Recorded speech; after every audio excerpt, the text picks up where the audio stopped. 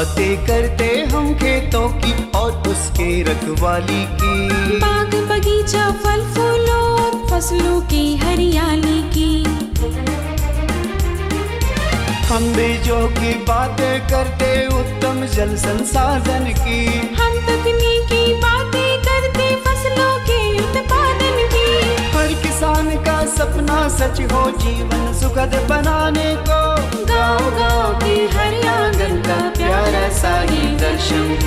कृषि दर्शन, कृषि दर्शन, कृषि दर्शन, कृषि दर्शन, कृषि दर्शन, कृषि दर्शन, कृषि दर्शन, कृषि दर्शन। किसान भाई बहन मन नमस्कार, जोहार।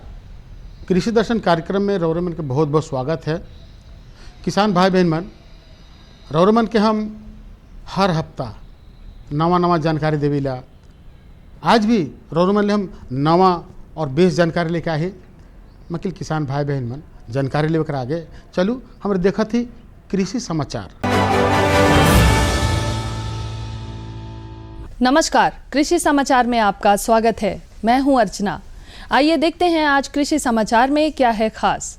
मवेशी वितरण योजना से लाभान्वित हो सकते हैं राज्य के पशुपालक। आवश्यक है गेहूं में उचित समय पर सिंचाई और खरपतवार का नियंत्रण। निकाई गुड़ाई के लिए बेहतर उपकरण है डच हो। राष्ट्रीय कृषि विकास योजना के तहत गव्य विकास विभाग द्वारा राज्य के कई जिलों में संकर नस्ल के दुधारू गायों का वितरण पशुपालकों के बीच अनुदान और बैंक ऋण के आधार पर किया जाता है। इस योजना का लाभ लेने के लिए प्रशिक्षित पशुपालक संबंधित विभाग में आवेदन दे सकते हैं। किसान भाइयों, गेहूं की खेती में जैसा कि सिंचाई जल की बहुत आवश्यकता होती है, यदि आप गेहूं की फसल लगाए हुए हैं तो लगभग 20 दिन की अवस्था में पहली सिंचाई करें और 20 दिन के अंतराल पर 4 सिंचाई अवश्य करें। यदि सिंचाई जल की कमी है तो पहली सिंचाई के बाद यदि संभव हो तो सिंचाई करें, परंतु पौधे में बाली लगने के समय एक सिंचाई अवश्य करनी चाहिए और साथ ही खरपतवार का नियंत्रण भी आवश्यक है। इन बातों का ख्याल रखकर गेहूं की बेहतर पैदावार ली जा सकती है। रबी के मौसम में चना हमारे झारखंड में प्रमुखता से उपजाई जाती है। जो किसान भाई चना समय पर नहीं लगा पाए हैं और वे चना की बुआई करना चाहते हैं तो उनके लिए विलंब से बुआई योग्य चना के उन्नत प्रभेद हैं पूसा 256, बिरसा चना 3 और काबुली चना का प्रभेद है काक 2। चना के इन प्रभेद लगाकर आप लाभान्वित हो सकते हैं। पूसा 256 और बिरसा चना 3 नामक प्रभेद देसी लाल चना की किस्म है जो कि प्रति हेक्टेयर 18 से 20 क्विंटल उपज देने में सक्षम है। वहीं काक 2 नामक किस्म काबुली चना का प्रभेद है जो कि प्रति हेक्टेयर 15 से 20 क्विंटल उपज दे सकता है। ये सभी प्रभेद लगभग 120 से 130 दिनों के अंदर पककर तैयार हो जाते हैं। मधुमक्खी पालन खेती बाड़ी में बेहतर उत्पादन के लिए बहुत लाभकारी सिद्ध होते हैं। मधुमक्खियों द्वारा पर परागन की प्रक्रिया बहुत बेहतर तरीके से होती है जिससे फसलों का उत्पादन अच्छी मात्रा में होता है। हमारे कृषि विशेषज्ञों की सलाह है कि दलहनी, तेलहनी या सब्जी फसलों के साथ मधुमक्खी पालन करें तो अच्छा लाभ प्राप्त किया जा सकता है। निकाई गुड़ाई के काम को बेहतर तरीके से करने के लिए किसान डच हो का इस्तेमाल कर सकते हैं। इस कृषि उपकरण से खेत में निकाई गुड़ाई करने के साथ साथ नाली और मेड़ भी बनाया जा सकता है। यह है डच हो। निकाई गुड़ाई के काम के लिए निर्मित इस उपकरण में खेत में नाली और मेड़ भी बना सकते हैं। डच हो द्वारा एक दिन में लगभग 15 डिसमिल खेत में लगे फसलों की निकाई की जा सकती है। इस उपयोगी उपकरण को बिरसा कृषि विश्वविद्यालय के अभियंत्रण विभाग से प्राप्त किया जा सकता है। और अब एक नजर राज्य के कुछ प्रमुख शहरों के मौसम के मिजाज पर। आज राज्य के कुछ प्रमुख शहरों के तापमान इस प्रकार दर्ज किए गए। रांची अधिकतम 34 डिग्री सेल्सियस, न्यूनतम 20 डिग्री सेल्सियस। देवघर अधिकतम 37 डिग्री सेल्सियस, न्यूनतम 19 डिग्री सेल्सियस। जमशेदपुर अधिकतम 37 डिग्री सेल्सियस, न्यूनतम 22 डिग्री सेल्सियस। मेदिनीनगर अधिकतम 35 डिग्री सेल्सियस, न्यूनतम 20 डिग्री सेल्सियस। धनबाद अधिकतम 37 डिग्री सेल्सियस, न्यूनतम 19 डिग्री सेल्सियस। कृषि समाचार में आज इतना ही। कोरोना संक्रमण फिर से ना लौटे, इसलिए किसान भाइयों से निवेदन है कि कोरोना गाइडलाइन का सख्ती से पालन करें, मास्क लगाएं, भीड़ भाड़ से बचें, संक्रमण से बचते हुए कृषि कार्य करें। अगले अंक में फिर मुलाकात होगी कुछ ताज़ा तरीन खबरों के साथ। तब तक के लिए दीजिए इजाजत। नमस्कार, जोहार। किसान भाई बहन मन, कृषि समाचार में रोरमन तकनीक कर बारे में, उपकरण कर बारे में, मौसम कर हाल कर बारे में और कृषि संबंधी नवा नवा जानकारी मिलक। एखन बेरा हो जाए छोटा सा विराम के। हम विराम के बाद घूर के आवा थी और रोरमन के जानकारी देवा थी।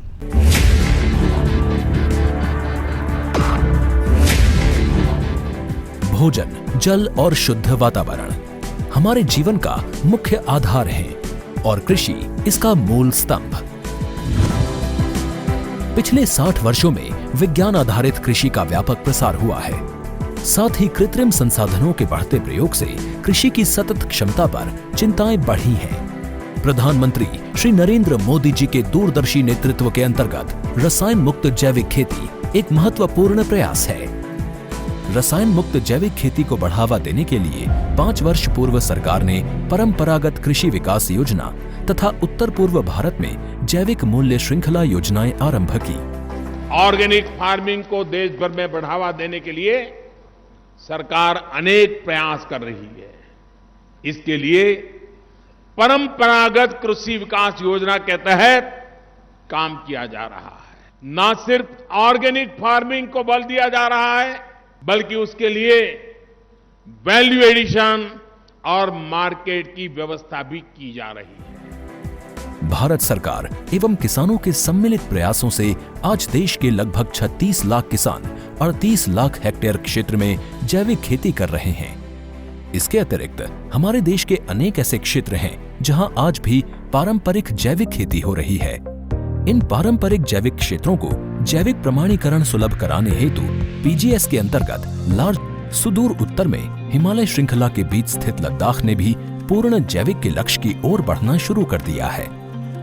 जैविक उत्पादों को बाजार सुलभ कराने तथा किसानों की उपभोक्ताओं तक पहुंच बनाने के लिए एक समर्पित जैविक खेती पोर्टल भी बनाया गया है। जैविक खेती पोर्टल के जानकारी मंच और विपणन मंच के माध्यम से किसानों को उच्च गुणवत्ता उत्पादन तथा बाजार उपलब्ध कराया जा रहा है। आशा है देश के सभी राज्य अपने जैविक क्षेत्रों का विस्तार करेंगे और देश में जैविक कृषि क्रांति को मजबूत करने में योगदान देंगे।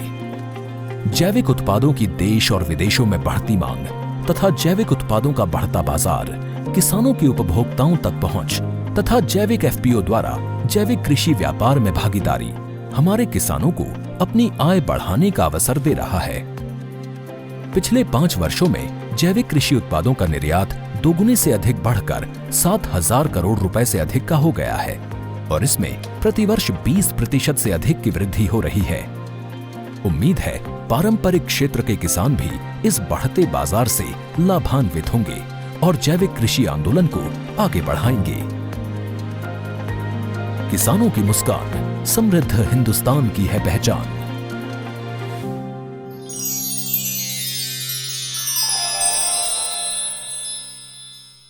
विराम के बाद रौरेमन के एक बार फिर से स्वागत है।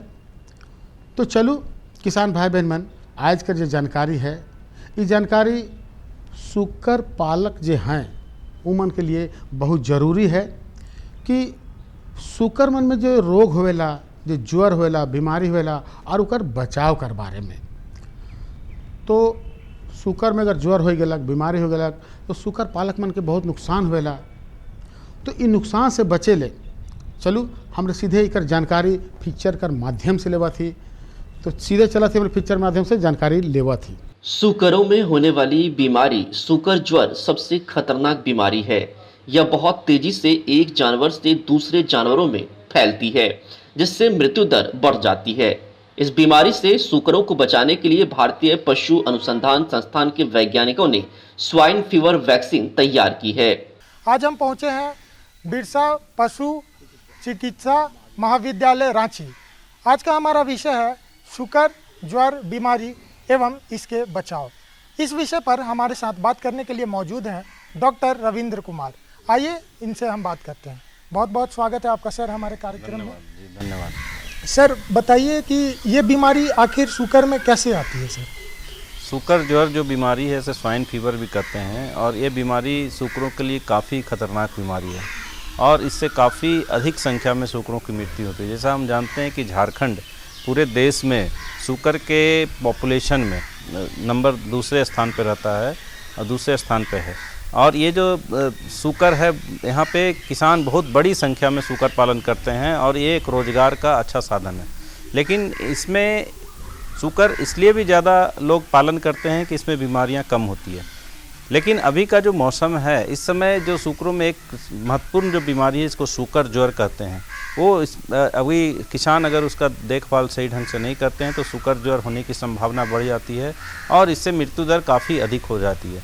सूकर ज्वर एक विषाणु जनित रोग है जो विषाणु से होता है और ये सूकरों में ही सिर्फ होता है, सिर्फ सूकर में होता है। और ये जब बीमारी होती है, चूँकि ये विषाणु जनित रोग है तो बहुत तेज़ी से बीमारी जो है फैलती है और इसका फैलने का कारण जैसे कि बीमारी सूकरों में कहाँ से आती है, इसके लिए बीमारी अगर कहीं भी बीमारी का प्रकोप होता है तो बहुत जल्द ही ये बीमारी दूसरे सूकरों में दूसरे गांवों में बहुत तेज़ी से फैलती है और इसका फैलने का कारण खुद पशु भी हो सकता है, मनुष्य भी हो सकते हैं, किसान भी हो सकते हैं, गाड़ी मोटर से भी ये दूसरी जगह फैल जाती है, हवा से भी फैलती है। तो ये बीमारी जो है कि काफ़ी खतरनाक है और इसकी रोकथाम के लिए विशेष व्यवस्था करनी चाहिए ताकि इससे होने वाली हानि से हमारे किसान बच सकें। जहां तक सूकर ज्वर के लक्षण की बात करें तो आमतौर पर सूकरों के शरीर का तापमान 101 डिग्री सेल्सियस होता है, लेकिन जब बीमारी का संक्रमण होता है तब शरीर का तापमान 106 डिग्री सेल्सियस हो जाता है। सूअर खाना नहीं खाता है और काफी कमजोर भी हो जाता है, शरीर पर चकत्ते पड़ जाते हैं। सूकर ज्वर जो बीमारी है इसमें सबसे पहला जो लक्षण है कि सूकर अचानक मरने लगेगा। जैसे बहुत सारे किसान बताते हैं कि शाम में बिल्कुल ठीक था और सुबह में मरा हुआ पाया गया। और दूसरी जो लक्षण है कि अगर सूकर जो है बीमारी से ग्रसित जो होता है तो इसमें बहुत ही ज़्यादा बहुत तेज़ बुखार होता है। साधारणतः सूकर में जो तापमान होता है, शरीर का तापमान होता है वो 102-103 डिग्री जो फ़ारेनहाइट जो तापमान होता है इसको हम लोग साधारण तापमान मानते हैं।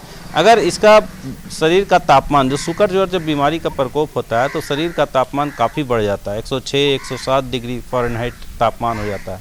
सूकर खाना पीना बंद कर देते हैं और अचानक मरने लगते हैं। साथ ही साथ देखा जाता है कि उजले रंग के जो सूकर होते हैं, खास करके जिसको यॉर्कशायर कहते हैं, लार्ज, उसमें देखा जाता है कि पूरे शरीर पर धब्बा धब्बा आने लगता है। जब बीमारी से अफेक्टेड होता है तो शरीर पे देखेंगे खून का चकत्ता धब्बा धब्बा टाइप का दिखेगा, तो ये बीमारी का लक्षण है। अचानक मरना, तेज़ी से फैलना। आज फार्म में सपोज़ कि 20 सूकर हैं तो पहले 1-2 सूअर अफेक्टेड होते हैं, फिर धीरे धीरे सारे सूअर उससे अफेक्टेड होते हैं और इसमें लगभग 90% मोर्टलिटी हो सकती है। 100 में अगर 90 सूअर की मृत्यु इसमें अगर बीमारी का प्रकोप होता है तो हो सकती है। जानकार कहते हैं कि सूकर फीवर एक विषाणु जनित रोग है। यह बीमारी बहुत जल्दी फैलती है जिससे पशुपालक को काफी नुकसान होता है। ज्यादातर पशुपालक इसके लक्षण समझ नहीं पाते हैं, इसी को देखते हुए वैक्सीन को तैयार किया जाता है। सूकर ज्वर जो बीमारी है, जैसा मैंने बताया कि ये चूँकि विषाणु जनित रोग है तो इसका इलाज संभव नहीं है, इसका बचाव कर सकते हैं। बचाव के लिए इसमें टीकाकरण हम लोग करते हैं। सूकर ज्वर का टीका, स्वाइन फीवर का टीका, इसका टीकाकरण हम लोग करके इसका बचाव कर सकते हैं। पहला टीका जो है कि 2 माह की उम्र में इसका हम लोग टीका देते हैं। 2 माह के जब बच्चे हो जाएं, 8 सप्ताह के हो जाएं जब बच्चे, तो उसको टीकाकरण हम लोग करते हैं। इसमें 1 ml मात्रा स्वाइन फीवर का टीका चमड़े में दे करके 1 साल तक बीमारी से बचा सकते हैं। दूसरी चीज़ है कि वयस्क सूकरों में अगर आप जो भी किसान भाई अभी टीकाकरण नहीं कराए हैं तो जल्द से जल्द इसका टीकाकरण करा लें और जो 2 माह से ऊपर के जो बच्चे हैं या फिर बड़े सूकर हैं उसको आप किसी भी समय आप दे सकते हैं। तो 1 ml मात्रा, छोटा बच्चा हो या बड़ा सूकर हो, 1 ml मात्रा दे करके इस बीमारी से उसका बचाव कर सकते हैं। दूसरी चीज़ है कि जब वैसे मादा सूकरी जो एडवांस प्रेग्नेंट है, गर्भवती है, उसमें आप सूकर जो टीका देने से बचें। बच्चे देने के बाद उसका आप जो है मादा में सूकर टीकाकरण कर सकते हैं। टीकाकरण करने समय कुछ और सावधानियां बरतने की ज़रूरत होती है। बहुत समय हमारे किसान भाई बोलते हैं कि टीकाकरण करने के बाद भी जो है बीमारी का प्रकोप हो गया, बीमारी आ गई। तो इसका मुख्य कारण है कि हो सकता है दवा आप जो टीका जो दे रहे हैं वो सही नहीं हो। तो टीका चूँकि ये विषाणु जनित रोग है और इसका जो वैक्सीन होता है, टीका होता है, ये हम लोग इसको बर्फ़ में रखते हैं या फ्रीज में रखते हैं। लगभग 2 से 4 डिग्री जो सेल्सियस तापमान है उस पर हम लोग रखते हैं, ठंडे में रखते हैं। तो टीका हमारे जो किसान है जब टीका खरीदे तो ये सुनिश्चित कर लें कि ये जो है कि पूरी अच्छी तरह से रखा गया है, कोल्ड चेन मेंटेन किया गया है। और जब किसान उसको खरीद कर लाते हैं तब भी उसको बर्फ़ में, थर्मस में बर्फ़ डाल करके और उसको उसमें टीका को रख करके ले जाएं, क्योंकि अगर वो गर्म हो जाएगा, बाहरी वातावरण में उसको छोड़ देंगे तो टीका का प्रभाव जो है ख़त्म हो जाएगा, टीका खराब हो जाएगा। फिर उस टीका को लगाने से जो सूकरों में जो बीमारी से बचाव जो हम करते हैं वो बचाव नहीं हो पाएगा। सूकर ज्वर जब हो तब सूकरों को साफ और ताज़ा पानी दें। बीमारी से ग्रसित सूकर को स्वस्थ सूकरों से अलग कर दें। बाड़े में साफ सफाई का ख्याल रखें, अच्छे से रखरखाव करें और बीमारी होने पर पशु चिकित्सक को तुरंत संपर्क करें। ये जो स्वाइन फीवर जो बीमारी है ये सूकरों के लिए काफ़ी खतरनाक बीमारी है और हमारे किसान भाई से मैं ये बताना चाहता हूँ कि वो टीका बिना टीका किए, चाहे वो देसी सूकर हो या संकर नस्ल के सूकर हो या विदेशी सूकर हो, बिना टीकाकरण किए स्वाइन फीवर का बिना टीकाकरण किए सूकर को आपको नहीं रखना है, क्योंकि ये कभी भी बीमारी आ सकती है। और ये बीमारी आप खास करके जब आप देखेंगे कि जब आपने सूकर पालन कर रखा है, जब आप बाहर से सूकर खरीद कर ला रहे हैं, उस समय विशेष ध्यान देने की ज़रूरत होती है। वैसे सूकर को आप तुरंत अपने झुंड में नहीं मिलाना है, सूकरों के झुंड। तो किसान भाई बहन मन बताओ, ये जानकारी पाए के रौरमन के कैसे लगलक? अब रौरमन के सूकर बीमार नहीं पड़ी, उमन के ज्वर नहीं हुई और रौरमन के नुकसान भी नहीं हुई। तो चलू अपन कार्यक्रम के आगे बढ़ा थी दूसरा जानकारी को। दूसरा जानकारी जो है वो भी बहुत सुंदर है। ये जानकारी है कि ओयस्टर मशरूम कर जो खेती होवेला है नी, इकर बारे में खेती तो ढेर करे ना लोग मशरूम कर। तो ये जो ओयस्टर मशरूम कर खेती है, इकर बारे में अगर जानकारी चाहिए तो हमारे सीधे चला थी हमारे घर जो विशेषज्ञ साहब हैं उनकर जानकारी लेवा थी। काले कि बेस तरी से समझावें, बढ़िया समझावें, ताकि जे मशरूम कर खेती करे ना उमन के बढ़िया लाभ होई, बढ़िया मुनाफा हुई और बढ़िया खेती हुई। तो चलो सीधे चला थी हम इनके जो विशेषज्ञ साहब हैं उनकर से जानकारी लेवा थी। नमस्कार साथियों, कृषि दर्शन कार्यक्रम में आप सभी का स्वागत है। मैं हूं मेहुल प्रसाद। आज हम आए हुए हैं ICAR में और हम बात करेंगे डॉक्टर AK झा सर से और इनसे जानेंगे पुआल एवं ऑयस्टर मशरूम की खेती के बारे में। सबसे पहले तो सर आपका बहुत बहुत स्वागत है सर आप इस कार्यक्रम में। किसान भाइयों का भी हमारा स्वागत है, धन्यवाद। सर आप बताएंगे सर पुआल मशरूम की खेती और ऑयस्टर मशरूम की खेती क्या है सर? जैसा कि आप सभी जान रहे होंगे कि अभी गर्मी का सीज़न है, तो अभी ज़्यादातर पुआल मशरूम भी लोग करते हैं। और झारखंड के हिसाब से जो है सो हम करीब 8 से 9 महीना ऑयस्टर मशरूम का भी खेती करते हैं। पुआल मशरूम नाम से ही जैसा आप समझ रहे होंगे कि ये पुआल पर, इसका जो ज़्यादातर खेती इसका पुआल पर ही किया जाता है। कहीं कहीं शुगर कैन बेगासिस और केला के बनाना पर भी इसका खेती होता है। दूसरा चीज़ है कि इसका इंग्लिश में पुआल मशरूम को इंग्लिश में वोल्वेरेलिया वोल्वेसिया कहते हैं। वोल्वेरेलिया भोलवा स्ट्रक्चर, एक्चुअली ये एक अलग मशरूम है जिसमें कि नीचे भोलवा जैसा एक स्ट्रक्चर पाया जाता है, जो कि अदर खाने वाले जितने भी मशरूम हैं जो कि कॉमनली ग्रोन होता है, इसमें ये भोलवा नहीं दिखता है।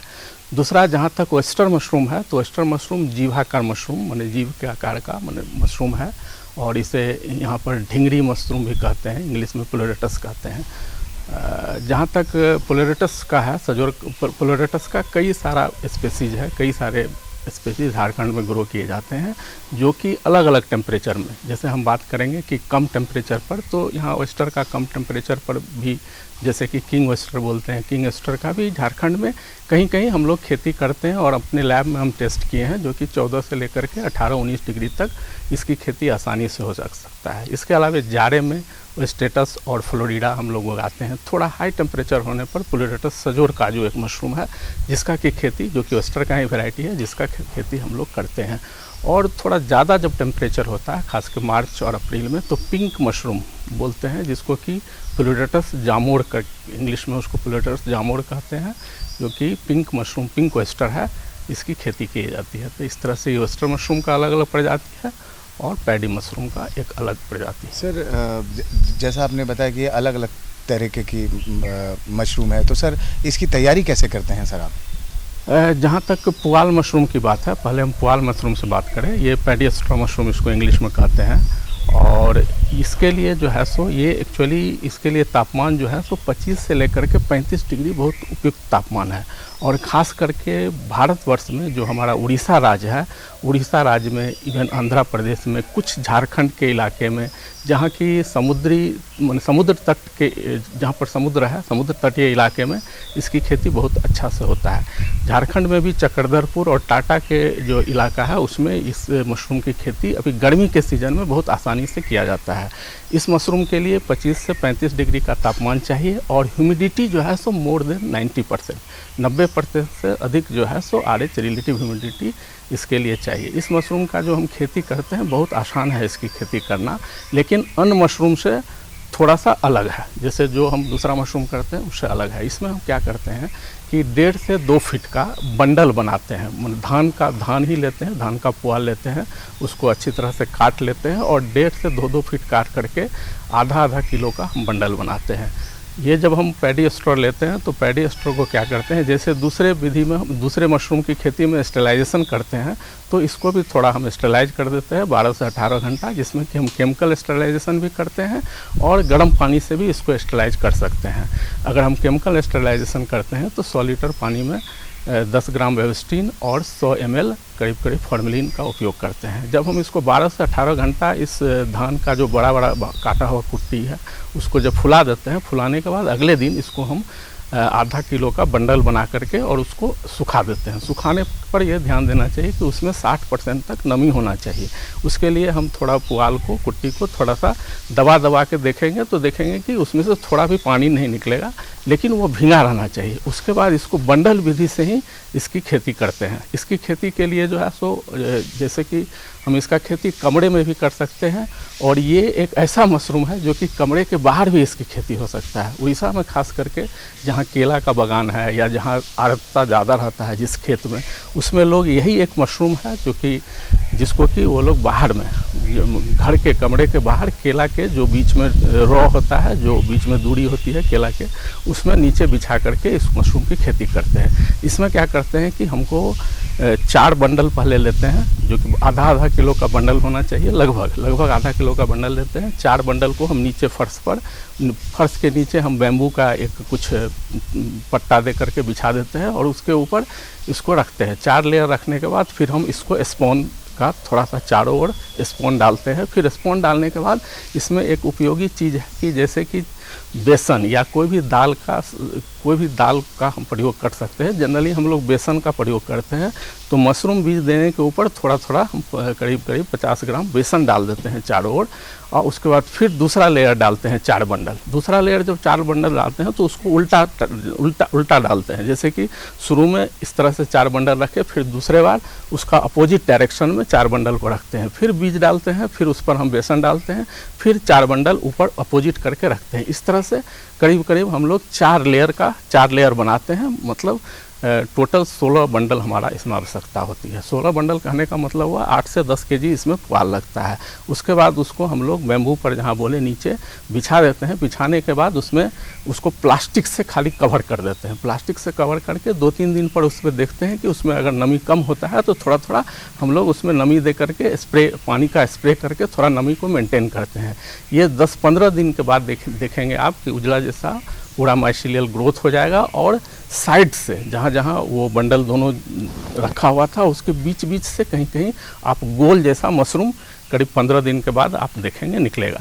इस तरह से 3 बार जो है सो 10-10 दिन पर हम मशरूम इससे लेते हैं, और करीब 2 केजी मशरूम जो है इससे टोटल एक जो बंडल हम बनाए थे, एक बंडल से निकलता है, और इसमें करीब 35 दिन का समय लगता है। और उस समय जब आप मशरूम की खेती करते हैं, खास कर पुआल मशरूम, तो नमी भी हमें कमरे का भी देखना चाहिए, और नमी जो है 90% से ऊपर रखेंगे तो हम इससे अच्छा पैदावार ले सकते हैं। तो बताओ, आज जे रौरे मन के दूगो जानकारी दिली, ये दुई क्वेश्चन लगल बेस है नहीं, तो हम तो कही भाई के रौरे मन ले बेस जानकारी लेके आविला और से ले पता भी लिखा देवे रौरे मन के कि देखो हम तो रौरे मन के जानकारी देवे घरीला, लेकिन रौरे मन की जो जानकारी है उस जानकारी के हमरे तक पहुँचाए ले पता के जरूर लिखू।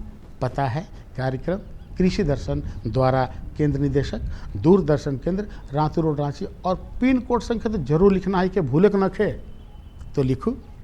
पिन कोड संख्या है 834001। तो आज इजाज़त दो, लेकिन हाँ किसान भाई बहन मन, इजाज़त लेवे कर आगे एक और जानकारी देना है कि बहुत किसान भाई बहन मन कहें ना कि देखू रौर जे फलना दिन कर कार्यक्रम रहे हम देखे नहीं पारली, छूट गलक, हमके समझे में नहीं आला कि का करे के, तो परेशानी कर बात न खे। रौरे मन अपन मोबाइल के यूट्यूब में, ट्विटर में, फेसबुक में जाके देख सकीला और जानकारी के पा सकीला। तो आज रौरे मन इजाज़त दो, मकिल यह दिना और यह बेरा नवा जानकारी के साथ और उपस्थित हो। तब तक इजाज़त दो, नमस्कार, जोहार। हम बीजों की बातें करते उत्तम जल संसाधन की, हम तकनीकी बातें करते फसलों के उत्पादन की। हर किसान का सपना सच हो जीवन सुखद बनाने को, गाँव-गाँव के हर आंगन का प्यारा सा ये दर्शन। कृषि दर्शन, कृषि दर्शन, कृषि दर्शन, कृषि दर्शन, कृषि दर्शन, कृषि दर्शन, कृषि दर्शन, कृषि दर्शन।